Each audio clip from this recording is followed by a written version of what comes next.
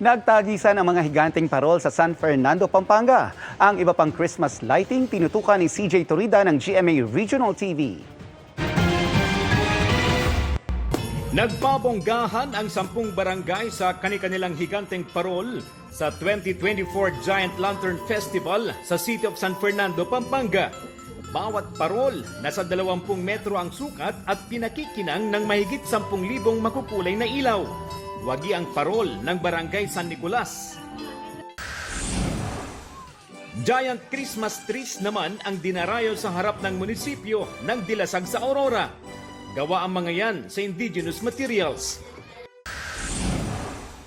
Recycled materials naman ang gamit sa mga palamuti sa Balete, Aklan. Layon daw ng LGU na ituro ang pangangalaga ng kalikasan kasabay ng pagpapahalaga sa kanilang kultura. Nag-Christmas lighting din sa Barangay Mabatang sa bayan ng Abukay, Bataan na tinaguri ang Christmas capital ng probinsya. May mga parol, belen, arko at iba pang palamuti na gawa rin sa recycled materials. Patok naman sa kids ang Christmas village na ito sa Candon City, Ilocos Sur dahil sa mga cartoon character design. Sa Batac City, Ilocos Norte, pinailawan na rin ang higanteng Christmas tree.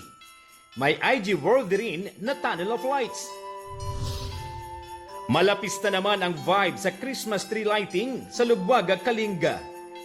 Para sa GMA Integrated News at GMA Regional TV, CJ Torida, nakatutok 24 oras.